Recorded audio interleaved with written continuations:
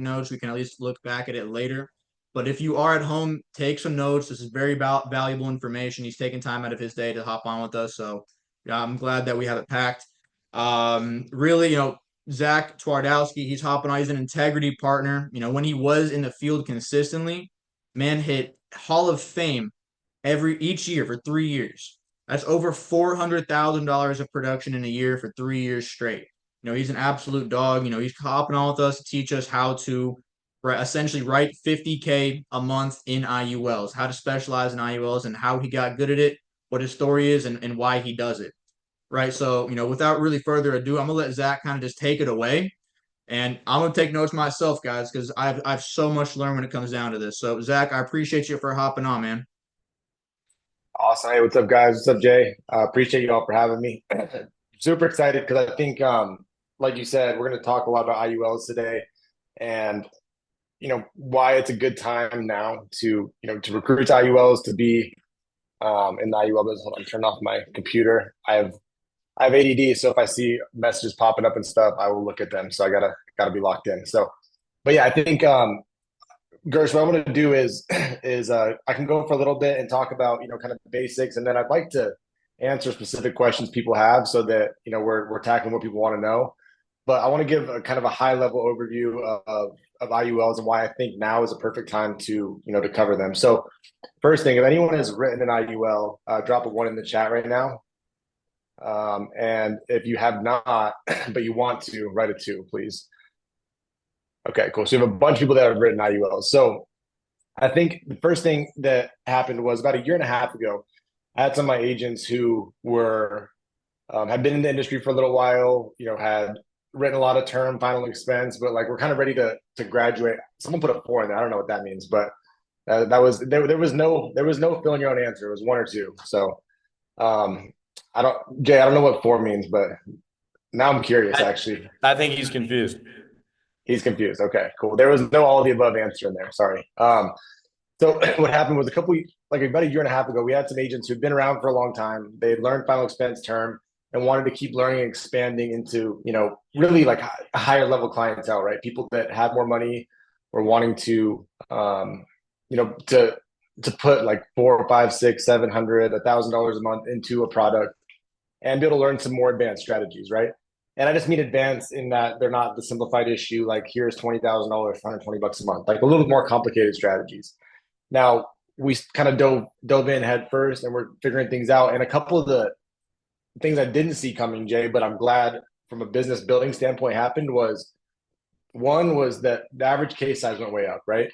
So what does that mean? There's only a few ways to grow your business as a leader, right? 1 is that you add more agents. 2 is that you add more applications, or 3 is that you add average case size, right? So doing the same exact amount of business, same amount of agents, or same amount of applications, same agents, case size goes from $100 a month to $500 a month. Okay. So one of my groups went from doing, 150 grand a month to 500 grand a month in a 3-month span. Like we're trying to figure out what's going on. All that changed was they started focusing on IUL business instead of simplified issue business. The other part about that I didn't necessarily see coming, but was a awesome unintended consequence was that group's and my overrides on that group's profitability went up by about 20%. Does anyone want to put a guess in the chat as to why the profitability went up so much? Higher persistency or retention. Higher persistency retention, right? So our average with NLG, and for those of you who don't know, Sean kind of asked me to help run all of the IUL business for all the companies. So I get to oversee and am in depth with a lot of the numbers on the back end. As a company, our overall numbers for persistency at 2 years with NLG is 88%. Our average persistency on term and final expense at 1 year is 70%, right? So 2 years is at 88%. So what happened was a lot more business was staying on the books, and then there wasn't any roll-up debt happening, or very little roll-up debt happening. And I don't want to jinx it, knock on wood, but I've had no debt rolled to me with any of the IUL carriers, because people can't shove bad business through there, and you're not having people who are just writing an app just to see if you get approved, right? You have people who are very bought in and they're going to keep the policy. Now, we started looking and asking and trying to figure out why the persistency went up so much. And I think for those of y'all who don't know exactly what an IUL is, I think that once you understand the product, it'll make sense why the persistency went up so much. So The first component of it, life insurance, right? Just like every other part of life insurance, if you die, your beneficiary gets something. It's a cool thing to have, but like you have to be pretty selfless to have a life insurance policy, right? The second part of it, and that's why it's 70% of those stay on the books, right? It's a selfless thing. If Jay's my kid, if I die, he gets the policy, great, but it's not something you can use while you're alive. The second part of it is tax-free cash value, right? So that's more selfish, right? So you're putting money into the policy. You can take that money out to use in retirement. You can take it out to use to go on a vacation. You can take it out to use for your kids' college, but you can use that money while you're still living. So human nature, right? Humans are, somewhat selfless, but somewhat selfish by nature too, right? So now if you have something that's for your family and for you, you're much more likely to keep that policy in place because it's something you're going to use during your lifetime. And then the third part of it was living benefits, right? And living benefits associated with these policies are very strong. They're more like a long-term care alternative, but they're very strong living benefits. And the reason that those are so powerful, if you explain them the right way to the client, is that 70% of people have something that would qualify as a living benefit payout from our IUL carriers by the time they're 70 years old. Like 70% of people, that means that almost everyone on this call will have something that would qualify as a living benefit payout. So now you're presenting something to a client that, yeah, it has a death benefit with it. Yes, it has the cash value with it. And if you ever get sick, you can use that money instead of having to deplete your savings or sell your house or sell your car or anything like that. That's a much more strong proposition for a client where they're going to keep that policy in place 90% of the time after 1 year. And for anyone who's either writing business, you're like, how do I increase my profitability by 20% overnight? Start selling IULs, right? Because you're going to have more people to stay on the books. You're going to write bigger cases. And it doesn't have to be a full shift in your business from what you're doing now. But if you add those things to your business, you'll increase profitability overnight, right? From a business building standpoint, it does the same thing. It increases profitability. It also lowers your risk because they're not going to have people that have as many chargebacks. So you're not going to have the amount of roll-up debt. And then I think the third arm from when you're building a business is that, when we're recruiting, like the reason we're good at building this business is because we're good recruiters, right? No one woke up, no one was 12 years old. And when their teacher asked what they want to do when they're older, no one said, I want to be a life insurance agent, right? Anyone in here? No one, right? There's usually one person that says I did, but no one wanted to be, everyone wanted to be an athlete or a doctor or a lawyer or I don't know, a veterinarian or something, a rocket scientist, but no one wanted to be a life insurance agent, right? But when we start recruiting we do life insurance sales. We also do retirement income planning, long-term care alternatives. It sounds a little bit sexier, right? And you get another group of people that are more interested in working in that realm. So Jay and Gersh, that's kind of my high-level overview of why I believe that, implementing IULs into, what you're doing on a day-to-day business is very strong for business. The other part of it too is there's a lot of companies out there. I won't name names because I think that's tacky to do, but there's a lot of companies out there that have only sold IULs for years. And I remember when we were looking at starting to build this into our business, what I realized was all those companies had really terrible comp. None of those companies knew how to do leads at all.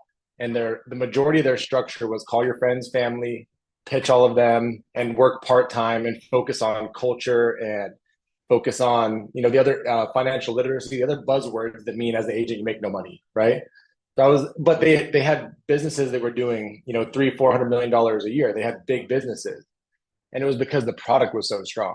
So I was like, if we can implement in that product with what we know how to do really well, which is recruit at a high level, sell at a high level, do the right thing by the client, work leads, and be profitable agents, mix that in with the IUL product, then we'll go to a multi-billion-dollar company in the next couple of years. So, guys, I want anyone to put questions in the chat. It could be sales related, building related, anything IUL related or not. I'm happy to answer any questions. Jay, is there anything you want me to cover, prior to opening it up for everyone to throw questions in the chat? What's the easiest way to do to get into IULs in like that you've seen for people that might not have the money to drop $2 or $3 grand on leads? Yeah, so I think that's a great question. So I think the first thing is all of us on here are independent contractors, right? Meaning that no one has a 401k, no one probably has an IRA set up. So a very easy entry into getting IULs is to get one on yourself. And I remember when I was 22, I got one on myself. My first year in the business, I sold $403,000, and I was starting to make some money. And I heard someone do a presentation on IULs, and I bought an IUL myself. I think my first one was like $500 a month, right? So I got an IUL myself, and what I did was I called all the different carriers that they're contracted with. I had them run illustrations for me. I looked at them. I looked at the cash growth, And going through and buying something on yourself, you want to make sure you set it up right if you're spending $500-600 a month, right? So I went through all the different carriers, Jay, looked at them all, compared them, was like, oh, okay, cool. This is the one I want to go with. And I wrote one myself. And I think everyone on here should write now you on yourself, because you should have life insurance. You should have something set up for retirement, and you should have something for, God forbid, you ever get sick, cancer, can't work, anything along those lines happens. But the other reason is like, if you're going to talk to warm market, so talk to friends, family, coworkers, acquaintances, post on social media, it should be something that you believe in enough to have on yourself and you could show to people. And so I remember when I would talk to, and that, like, I never sold any of my friends a final expense or a mortgage protection policy, but I have sold all of my friends that don't work in the industry with us IUL before, because I believe in it so much, and I still sell it to people. Jay, we just bought a house in Austin. It was like a Airbnb we had. It's on a big 5 acres. It was a couple $1 million Airbnb we bought. And the realtor was asking what I do, and I was going through and telling her about everything that we do, and I was talking about IULs for her. And I wrote her one last week, and the annual premium is $45,000 a year. And like, I don't sell insurance on a daily basis anymore, but I'm always talking about it, and I believe in it so much. So you ask who to write, it's anyone. But I started asking her, she's like 40 years old. I'm like, what are you doing for retirement? You're an independent contractor. Oh, nothing. Got it. Why? And I started digging in and asking questions. I'm like, you should set up an IUL, and here's how it works, and here's why it would make sense for you. She had 2 little kids. Her husband doesn't work, stays home with the kids. She sells a lot of real estate. I'm like, you're an independent contractor. What are you going to do for retirement? Why don't you put a couple grand a month into this? And this is how it works, right? So I think it's one of those products where, like, a lot of people on this call are making me feel old. I used to be the young guy. I used to be the 22-year-old who was younger than everyone else. But I think I'm like the old person on this call right now, right? But like, when I was when I was talking to my friends, like, no one ever wanted to buy a final expense or a term. But when you start talking to people about, hey, what are you gonna do for retirement? There you go. Hey, yeah, Brian, you look pretty young though, Brian. I don't know. You're probably mid to early 30s if I had to guess. So, um, but if you start talking to your friends about, hey, what strategies do you have in place to make sure you have income in retirement where you're not going to pay a lot of taxes on? And do you have anything set up that you can get locked in at a really cheap price now, as far as the cost of insurance and living benefits go, so that when you're older, you don't have to pay for that? And I think you start talking about, and everyone on this call is entrepreneurial minded, right? So you guys are hanging around and talking to other people who, if they're not in this business, they're probably building other businesses. They probably are making money. So you should be talking to those people about, hey, what strategies do you have set up so that later in life you don't have to pay taxes, so you have tax-free income streams coming in. And I think this is a solution to a lot of people who work 1099 independent contractor business owner jobs. Yeah, I actually have a question for you, Zach. So I guess Yeah. what really caused that flip of the switch to get into IULs? Like, did you start that immediately, or were you more final expense, like mortgage? And if you weren't, then like what caused that switch? Like, oh, I'm gonna do IULs now. Yeah, a couple of things. So, so when I was in the field, like, I sold all term final expense, like the 3 years I was in the field. And then what I started noticing was, like, we sold a lot of mortgage protection, a lot of final expense, right? And two things happened. One was that the mortgage protection industry started getting kind of saturated. Like, there was a lot of people calling the same leads, right? Sure, everyone's dealt with that if you sold mortgage protection. Even if it's a fresh lead, like, I would go to people's houses back in the day, and there'd be 6 mailers all there, all filled out, and they sent all 6 of them back in, right? So it's like, even if you got a exclusive lead, you would still be competing with other people for the marketing. So that happened. Plus, interest rates went up, and the amount of people selling houses went down, and refinances dropped to basically zero, right? So I was looking at that. I'm like, okay, like, what pivot do we need to have? Because about 30% of our business at that time was mortgage protection. And that 30% was about to go to like 5% because there was so many less houses being sold and no refinances happening. So I started kind of thinking, like, do we go all final expense, or where else can we diversify? And I started looking at, I'm like, okay, who's the ideal customer for an IUL? It's anyone that's 0 years old to 75 years old. They either need life insurance, retirement planning, or living benefits, or a combination of all of them, and they can qualify, right? So that takes the very small sliver. So for mortgage protection, like, people were, you're basically targeting a few 100,000 to maybe 1 million people a year that actually fill out those forms, right? So say a few million houses get sold a year, depending on a bad year, 1% of people fill out a mailer. So maybe, a couple 100,000 agents are going after maybe 1 million customers that would fill out a mortgage protection form, right? Started looking at it, I'm like 51% of the American population has no life insurance or not enough life insurance. And only 7% of people who are 40 years or older say that they're on track to hit their retirement goals. So now you open it up and you look at it, you're like, what is my market? My market is everybody, right? And we can target those people via social media. We have leads that target IULs specifically. And then you can just do a good job of reaching out and posting your own social media content about IULs, how they work, right? Gersh, I have a guy on my team named Juan Franco who he's 60 years old, English not his first language. He's from Colombia originally. All he did for like a year was just post information about IULs, how they work, why you should get one. He has 500,000 followers on Facebook and Instagram now. And he gets leads that come in through that all day long, just because he posts about it every single day, right? Now, in the beginning, he'd get, 1 or 2 leads a week from it. Now he makes a post and has, a couple hundred leads come in from it. But I say that to say, like, the reason that works is because it's such a big market where it's impossible to saturate that market. It's half of the population of the country, right? So you're never going to run out of people to talk to. So that was the pivot point where I was like, what can we do to make sure that we have, a market that is never going to become saturated and where it'll be very easy to generate leads from both, warm market, warm source lead and from making your own leads or from buying leads, off of any of the vendors that make the leads for those type of policies. This is a good question. Gabriel asked, how do you get people to not be scared to invest into an IUL? I think when you're talking to people about it, it's you're asking them like, hey, what do you have set up for life insurance and retirement already, right? And you can pull up the illustration software. What I would tell everyone to do for homework when we get done with this is go to National Life Group and F&G and some of the different carriers and run some of the illustrations, right? And so I think it's just about having an open dialogue with people. So it's like, hey, Jay, what do you have set up for retirement right now? Nothing. Okay, got it. So you're 40 years old. You have nothing set up right now. What could you allocate towards something like this per month? Maybe a couple $100 a month, right? I would literally go into the illustration, plug in, say $300 a month, and then see what it spits out when he's 75 years old. Okay, Jay, you're going to spend $300 a month. You have no retirement set up right now. So when you're 70 years old, when you go to retire, or 65 years old when you go to retire, put $300 a month in, it's going to give you, $275,000 at that point. Is that going to be enough for you to live on for the next 15 years after that? No. Okay, cool. Well, why don't we look at like $500 a month then, or something that will actually make an impact, something that you'll thank yourself for when you're 65, you'll thank your 40-year-old self for. Why don't we look at $500-600 a month? Is that something that you could manage on a monthly basis? So I think it's about, having an open dialogue with people and showing them the reality of their situation and being willing to challenge them, right?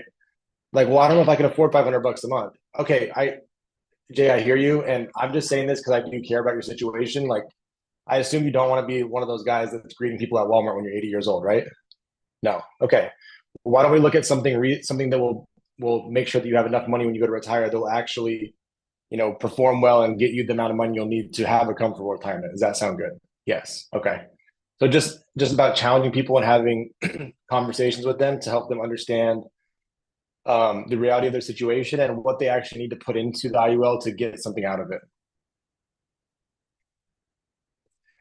Jacob asked, when you're on a sit or a call, how do you build emotion, pain on the call? I think like we just talked about right now, right? So let's say if you're working leads that are targeting people who want IULs, right? I think it's, the beginning part of that conversation is, hey, how much research have you done on IULs? Do you know how they work? Yeah, I know a little bit how they work. Okay, cool. What part of the IUL were you most interested in? Were you wanting something that builds cash value? Were you more interested in the life insurance part or living benefits part? And then you start order taking from them, right? Oh, I wanted something that builds cash value. Got it. Do you know how that works? No.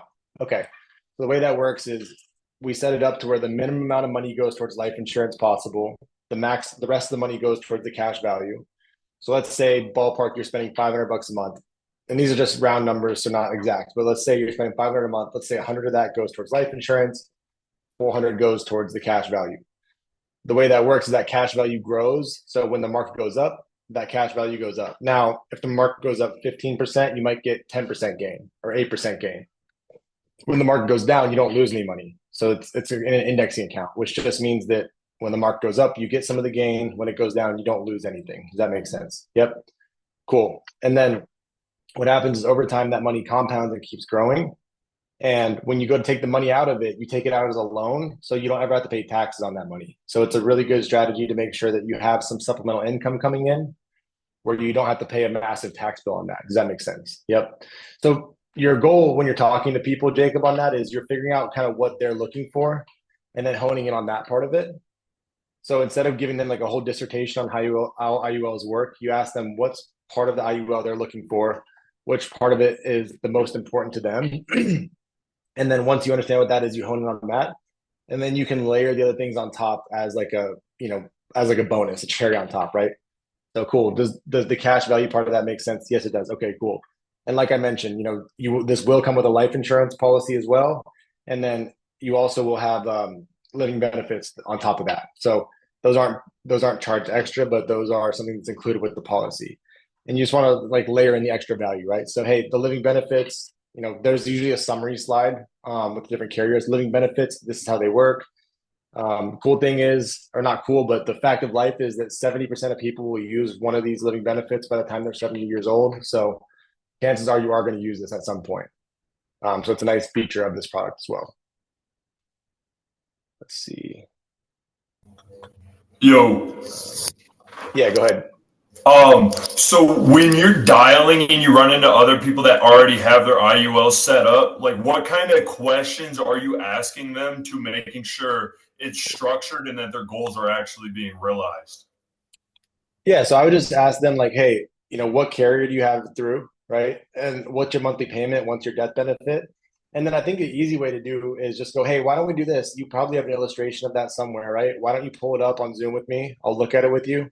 And if I can put you into a better position that'll, maximize your cash growth more, great. If not, then we'll just leave what you have. But at least I can run through with you. And I work with a whole bunch of different carriers so I can make sure you're put in the best position possible. But I think like the easy upfront questions to ask that will give you like a sense on if it was set up correctly is, what carrier was it? How much are they putting in per month? And then what's the death benefit? So, like if they're putting in $500 a month, their death benefit's like 1.5 million. That means the agent structured it to be more for life insurance, right? So you could ask them like, hey, were you looking for something with a really big death benefit, or did you want something that was going to grow cash value? And they're like, no, I wanted the cash value. Like, okay, let's take a look at that in more detail. Why don't we pull out your illustration and look at it together? And then we can, go through it and see if this is the one that makes the most sense for you in your situation. Perfect. Thank you so much, Zach. Yep. Brian, you said for older folks, what is the minimum you would suggest they commit a month? So I think that's a good question. I think when you're looking at it with them, you want to ask them like, kind of where they are in their like overall retirement plan, right? So like, what else do you have set up? How much are you putting out in retirement per month? And it'll just depend, right? So like the realtor I spoke about, she had like nothing set up at all. So she asked me, she was like, could I put like $500 a month into it instead of $4,000 a month? I was like, well, you could, but it's not going to really help you at this point. Like you're used to a certain lifestyle. If you put $500 a month in, you have some cash value by the time you're 65, but in 20 years from now, it's not going to be enough for you to retire the way you want to retire. And she was like, well, how much should I put in? I'm like, I would put in as much as you can because you have to make up for not having anything set up for retirement at all yet. So I think like it's not a minimum amount necessarily. Like I think if you're asking if someone should spend $200 a month or zero, they should spend 200 because they have life insurance, they have some cash value growth, and they have living benefits. So it's better than nothing. But I think you have to get with them and see like how much money you're going to need when you retire. How much are you on track to have right now? And how much do we need to add on this one to make sure that it kind of completes that retirement circle where you have enough to live off of. I think they say like a good gauge is that you should spend no more than 10% a year of your total retirement funds to be able to live comfortably. So meaning like and I think that's if you retire at 65, right? So given that the market will keep growing at a certain rate, if you spend 10% per year, you should be able to it should last you till you're 90. So if they have $1 million, it's like, okay, you can spend $100,000 a year. If they have, $500,000, you can spend $50,000 a year, right? So hey, if you only have, $300,000 when you go to retire, is 30 grand a month, is 30 grand a year going to be enough for you to retire comfortably? No. Okay, well then let's look at something where we can add a little bit more on the front end now so that we can get that 300,000 number to 600,000 when you retire so you can live off of 60 grand a year. Would that be more comfortable? So I think I wish it's more of an art than a science, right? And it's so personalized. The way I like to have those conversations and train agents have those conversations, Brian, is you just want to do it very conversationally and like you're just kind of custom fitting it and designing it for the client you're talking to because everyone's going to be different. We had one of my agents like a month ago wrote one that was 60 grand a month, right? So it's like, dude, that guy's a very different situation than the average person who might spend, $200 to $300 per month. But there's a way to kind of make it work for every single person. Like that, the reason that guy's doing 60 grand a month is he makes a ton of money in his construction business and wants to be able to lower his tax burden when he retires. So he'll have a big tax-free income stream when he's, 65 years old. But are most people making, $10 million a year in their business? No. So it's a very different conversation. And you have to let people know up front, like, hey, Brian, I'm probably gonna ask you a bunch of questions. It's gonna seem a little bit uncomfortable, but I have to get an idea of your, kind of entire situation so I can give you the best recommendation possible. Does that sound fair? Yep. And then it kind of gives you the ability to ask whatever questions you need to ask to dig into their situation. Let's see. So do you think it's important for a new agent to learn final expense first or jump into IULs right away? So that's a really, really good question. For a long time, I think that we thought that agents had to learn final expense in term first before they jumped into IULs. We were just like, oh, like you have to learn the basics first. But CJ, I have a couple of new groups I've been working with that I recruited in the last 6 months that I kind of wanted to guinea pig it with them to see how they go learning IULs right off the bat. And they've been fine, right? So I think you just have to make sure you have a good lead plan, good consistent scripts, phone scripts, dial rooms, all the support they would need to be able to be successful right away. But I think as long as like those guys don't know any different than learning final expense right away. And it's actually a little bit of an easier sale. Now the downside is the turnaround time takes a little longer, right? But you may wait a week or two to get paid. So I think if the agents need to get paid tomorrow, then they probably need to start with final expense. If people are coming in and have a little bit more leeway and a little more money, a little more runway, then they could start IULs right away because sometimes those cases will take 1, 2, 3 weeks to pay out.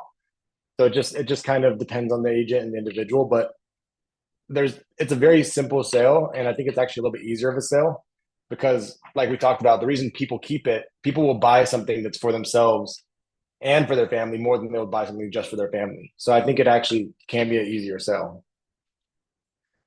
Cost of insurance, death benefit. So there's two different ways you can set up an IUL, Dustin. One is level. So on the level policies, the death benefit, it goes up, but not right away. It goes up like typically, 30, 40 years after. Increasing death benefit is where the death benefit is as low as possible. And then every year, the death benefit will go up. And what happens on increasing is the cash value is added to the death benefit. So you can schedule them as level or as increasing. I don't want to take up too much time going through that on this call, but I would recommend if you have questions specific to level and increasing on specific illustrations, I would talk to call the carriers and have conversations with them. Again, National Life Group, F&G. The sales desk of those companies are amazing, and those guys will go through in amazing detail with you, like any questions you have about how the particulars of an illustration work. Pivot point to move if they don't qualify. Cool. So that's a good question. So I think there's a couple different things. Again, they may still need life insurance, so get them whatever life insurance they can get. I think talking to them about setting something up on their children is always good. So I have 2 kids. I have IULs on both kids. So I think it's a really strong alternative to a 529 plan. So I think getting people to get IULs on their kids is great. And again, if you're spending a couple $100 a month on a child, then by the time that kid is 18 years old, 20, 30, 40 years old, there's a massive amount of cash value in there. And I always tell people, I'm like, look, I did IULs on my kids instead of a 529 college plan because I'm an entrepreneur. I went to college, but I didn't go to graduate school, and I had a scholarship for college. So had I had a 529 plan, it would have been useless anyways because I couldn't have used it for. I didn't need it for my because I had a scholarship, and I didn't go to any more school. So my parents, had they had one for me, would have had to pay massive amount of taxes on there. So I opted to do IUL for my kids because they get the flexibility to use it for college or to buy their first house or to start their first business, and it's a lot more flexible. And then if they don't use it by the time they're 20 years old or whenever they're able to take it over, I can pass that along to them, and they can manage it moving forward. They can take it over. They can keep it for their whole lives and use it as something to help them buy real estate, help them buy appreciating assets, anything like that.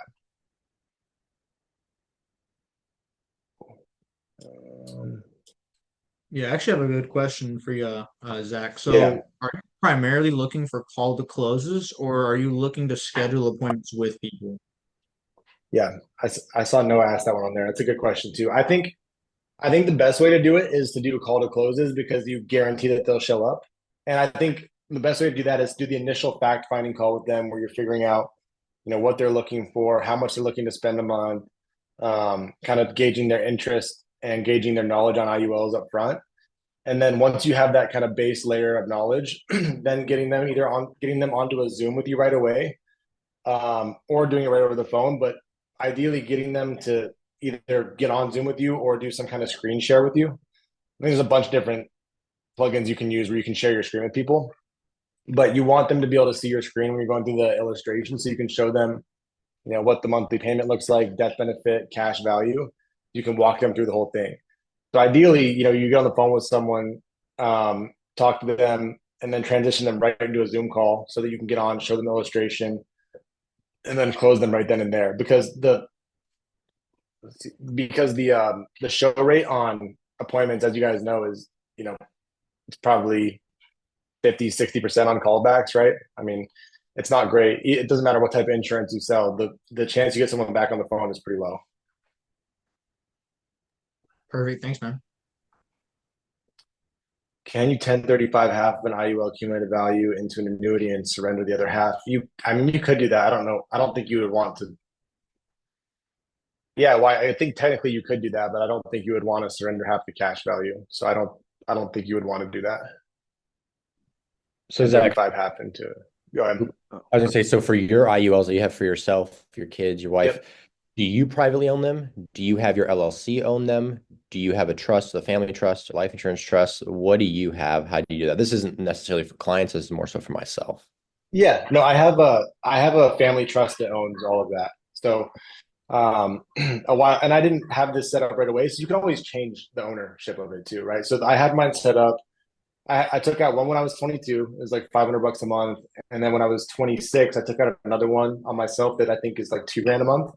And then my wife has one. I paid 1,000 a month on. Each of my kids 500 a month. So I now have it set up to where I went through all the estate planning exercise, but I have a family trust that owns all of our real estate stuff, businesses, and then all the life insurance. And then the estate is the beneficiary if I die of the life insurances. Perfect. I think. But to be fair, I outsource everything, and I have bad ADD, so I'm not sure I've listened to much of the conversation when the attorney was going through it all with me. I just told him, hey, set it up the right way and make sure it's good to go. If I die, everyone's good to go. So Okay. I would definitely recommend if you hire an estate planning attorney, they'll definitely set it up the right way for you. Okay. But you had it in yourself first before you transferred? Yeah, you could. I did. Yeah, you can change ownership easily. Yeah. Yep. That's what I figured. I'm in the same boat as you. I opened one a couple years ago when I was 22, and then I'm looking to get another one set up as well at a higher amount. So yeah, simple situation. Yep. And then I think it's good to have those estate planning exercises done too. And I think it's a lot of times clients will ask. So a lot of times clients will ask like tax or estate planning questions, like, "Hey, can I write this off, or can I do this or that?" And like even if you know the answer, you still want to push. So like clients will go, "Hey, can I write this off through my business?"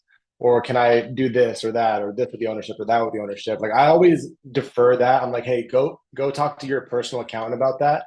I'm not an accountant. I'm not a lawyer, so I don't want to give you that advice. I can tell you what I've done, but I prefer you talk to your own accountant about that so that I don't give you bad advice.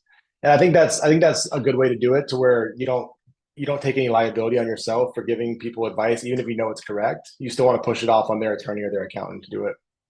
100%. And then do you ever recommend like your estate planners that you used or your CPAs or anything else like that to clients at all? Or do you just say, hey, go check with yours that you have? Yeah, people ask me, I'll definitely give them mine. Okay, Yeah. cool. Now, the other thing is like a lot of the appointments and stuff are virtual now. So I think it's good to have, I personally like having someone that I can see in person. So like I've lived a bunch of, but I lived in Vegas, then I lived back in Colorado, and I live in Austin now. And so like I've changed mine as I moved different places because I want to have someone I can go sit in their office. So if they're not local to me, it's hard for me to give them that recommendation. But I think it's a good value add as a client for your client is to be able to give them a recommendation and tell them what to set up and how to set it up and who to find to set all those things up. Perfect. Thank you. Yeah. Giving free value is always a way to, lock in sales and have clients trust you more. And I think, knowing when you shouldn't answer stuff also makes clients trust you more too. Like, hey, this is my lane. I'm really good at life insurance. I understand how this works, but when you're talking taxes, like I don't want to give you bad advice and have you be audited. So have your accountant walk through this with you as well.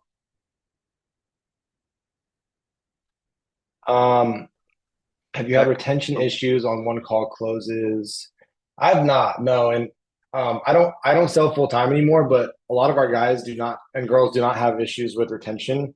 I think as long as you're doing a good job and understanding that you're going through a fairly long presentation with the illustration and you probably have to follow back up with the client because the underwriting process takes a little bit of time. You shouldn't really have any issues as long as you're explaining everything thoroughly. And I think you also want to get out in front of things that people will see online. So if people Google IULs, they'll see good and bad, right? And so I always like to tell people like, hey, if you go Google IULs, you'll see really positive stuff, really negative stuff. And I think that they're great. Now they're not like your only retirement strategy. You should have multiple things going on. But a lot of the negative stuff you'll see is that the policy's expired. And that's because the agent didn't set them up correctly. And sometimes agents, unfortunately, will set up policies where they're maxing out the amount of death benefit so the agent can get paid the most. So the difference with the way we're setting ours up is we're setting it up with the minimum death benefit, maximum cash value, which just so you know, like does hurt the amount I get paid. I actually get paid way less doing it that way, but it's the right thing for you and it's the best way to set up your policy for you. So I think it's super important to throw things out like that out there, like let them know that you're well educated and that there are bad reviews, just like there are with everything. And typically those come from agents setting up the policies the wrong way. Better to get out in front of, bring it up, get it out in front of it than have the client bring it up after the fact and be like, hey, I read this or that about IULs. But that's the most common thing people see is they see like that the cash value did not grow. And that's almost always because the agent structures them incorrectly. Zach, quick question, my man. Yep. So I noticed how you said like you kind of pre-frame them. You're like, I'm gonna ask you like some questions financially, that might make you feel uncomfortable, just so I can make you make the best recommendation. So are you like breaking down their budget and then kind of recommending amount for their age and their health, how much they should put in a month to like see like returns on when they retire? Or are you like kind of letting them like put the ball in their court and be like, okay, so how much do you want to set aside each month? So yeah, I'll dig into their budget and everything they have going on and what else they have set up for retirement. And then I think a couple like good statements to throw out are like one I always tell people, hey, our average case is about $500 a month, just so you know. So we could do, we have ones that are much lower than that. We have ones that are up to $60,000-$70,000 a month. So we can make it to sort of fit any budget, but our average is about $500 a month. And I want to tell people that so that they kind of see that standard and they set it there and they're not thinking like, 100, like they're thinking the average person does 500 because people want to do what other people want to do, right? You want to fit in with the crowd. So and that is true. Our average is 500, but I want people to know that. So they expect to pay something around that amount. And then I also say, and what a lot of people look at is they take about 10% of their monthly income to, allocate towards around 10% of their monthly income to allocate towards something like this.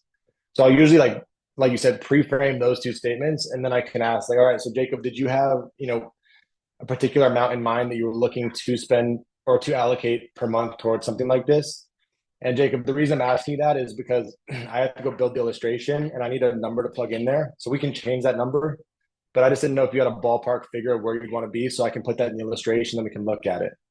So I'm just having them give me kind of like a round number so we can look at the illustration. And then when I'm going through the illustration with them, say it's at $500 a month, right? We'll go through the whole illustration with them at 500, get to the end and go, okay, so this is what it looks like at $500 a month. Do you feel pretty comfortable with these numbers, or do you want to do a little bit more, a little bit less? So I wait to lock down the final number until we until we do the actual illustration together. So you just like tie down after they kind of pick that number and you show it to them. Yeah, And I want say, to. I okay, want is them to this see gonna what be it looks like something? on there. Yeah, and be like, hey, Yeah. do you want to see? This is 500 a month. Do you want to see a little bit more, a little bit less, or do you feel pretty good with that number? And sometimes people want to see. Sometimes they'll be good with it, but I think it's a good way to get a baseline number, then show them what it looks like in practice, and then if you need to increase or decrease it, then you can do it. Once they've already gotten on Zoom with you, you've had time to build a bit more rapport. You've had time to show them what it looks like on the illustration, show them the reports. They're bought in more, right? So then it's easy to to increase or decrease. And it's not like, hey, you want to do this. At that point, for me, it's like, hey, are you good with $500 a month, or do we need to look at a different number? So those are the two options. It's not, do you want it or not? Mm-hmm. Appreciate it. And just so I can write this down, do you fully like break down their budget, like their expenses coming in every month or anything like that? Or I what does don't that kind of look typically. I like? mean, everyone does that differently. I have some of my guys who break down every little budget, and some people who just get the big ones. So the big ones being like house payments, car payments, sort of the non-negotiables. And that's how I always did when I was selling too. Like, I don't care what what you spend on coffee a month or whatever. Like, that life insurance to me is more important than that. Like, what are the main ones you have? I like to get the big non-negotiable expenses out of the way and see what they have left over after that. Right. I appreciate it. Thank you. Yep. So, tailing off of like structuring, I know you can put like, let's say like 500 a month for like the first 5 years and then bump it up to like 1,000 a month for like the next 10. Is there like a specific strategy or a reason behind that other than making it be more financially feasible, or is there more of a purpose about little now, more later, or vice versa? No, not necessarily. I mean, the only thing I would be careful of is, say you have someone who has like $20,000 in their savings account, and they're like, hey, can I put that 20 grand in? And then I want to pay, like $100 a month after.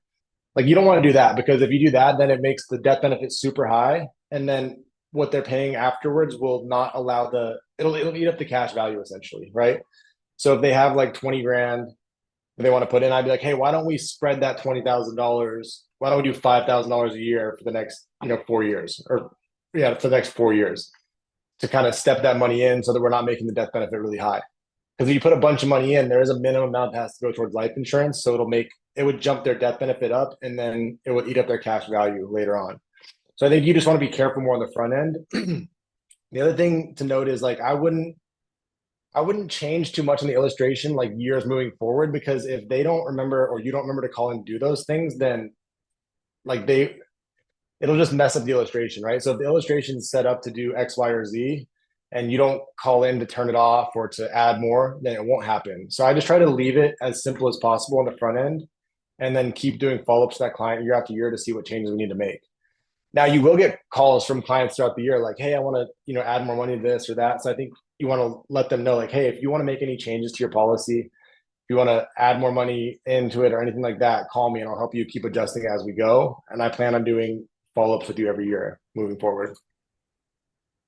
That's fire. I really appreciate your time, Zach. The last thing, and then just super I got quick one before I more. let you go here, because I know you're super busy. What do you recommend an average agent should be spending maybe a week on their leads? It's a good question. So I I think your goal, it depends on what your goals are. So when I was first starting out, my goal was to get to 50K a month producer. Because like, if I'm selling 50 grand a month, like, I'm gonna have no financial worries at all. And I believe anyone could do that. So I think what you have to do to get there is, whatever budget you have for leads right now, is you want to keep increasing it. So for me, my goal was to get to where I could spend $1,500 a week on leads. But I didn't I didn't on Monday wake up with $300 in my bank account and go, hey, I'm gonna spend $1,500 on Wednesday, right? was okay, I have $300. Let me get what I can get leads wise for that, dump it back in. And my goal was to keep increasing it. So I think I say that to say, like, I think if you're spending 1,000 to 1,500 a week on leads and you're working those leads really hard, you're going to sell 10 to 15 grand a week, no problem. But if you're new and that number scares you, that makes sense because that is a big number just to start spending on leads. So I think you should work your way up to that number, right? Spend 500, make 2 or 3 sales. Okay, I got $1,500 in now. Let me put 500 away, pay some bills. Now I have, 750 to spend next week on leads. Wash, rinse, repeat, and keep building up your lead budget. One thing I always did just from a purely business standpoint was I had all of my commissions and all of my expenses go out of one bank account. So I had a credit card, debit card, and one bank account dedicated specifically to business where everything came in and out of. And then I had a separate a bank account that was for my personal stuff. So what I would do is I would leave all the money in my business account. And my goal was to keep growing my business account up and just pay my minimum personal bills out of my other account. And I waited like 3 years to change my lifestyle at all. Like I waited until I had multiple six figures in my business account because I always wanted to be able to say yes to opportunities, yes to a new lead type, to recruiting thing, to getting an office, whatever opportunities came up. I wanted to have a good stockpile of money. So I think it's very important when you guys are getting started or building up your business to keep your expenses separate. And the biggest mistake people make is they change their lifestyle too soon. Like build up your war chest, build up your bank account, your business bank account, so you can make good, sound business decisions, and then change your lifestyle later once you have passive recurring income paying for all your personal expenses. That was always my goal. I'm like, I'm not buying a house with a big mortgage until I have recurring income paying for all those. So I know that wasn't really the question you asked, but I think getting to where you're spending 1,000, $1,500 a week on leads, be aggressive with leads, pour your money back into your business, and then practice delayed gratification and work on changing your lifestyle later once you can pay for your personal expenses with recurring passive income. So first business bank account commissions come in, then you have a second business bank account, or is it No, now I just the had first? one business bank account and then one personal bank account. So I'd leave all the money in my business bank account and I would just pay the minimum I needed to pay my personal bills to my personal account, but I would leave all the money in my business account because I didn't want to start changing my lifestyle and buying money with stupid things or buying stupid things with that money. I wanted that money to be my business's money. Did you have like a buffer in your personal? Like maybe I don't go below 1,000, don't go below 5,000, something like that in your personal, or it's like I would just pay my personal account would just get all the money I needed to pay my basic bills. And I didn't pay anything above that. So if it was 3 grand a month, I'd pay it 3 grand a month, and that's the amount of money I would spend on that. And it was a good practice to keep me disciplined in business to make sure that I could keep growing up the business account and stay in business. Because that's the old adage, right? Like hardest part about business is staying in business, but it is true. And the easiest way to screw it up is being undisciplined with your money. absolutely, man. Well, I know we've all got a lot of value from your time here, and I really do appreciate you hopping on, taking the time out of your day to give us some free value, man. But yeah, man, we'll let you go here. It's almost been an hour. Hope everyone got some really, really good notes. I know this is recorded, so I'm gonna stop the recording.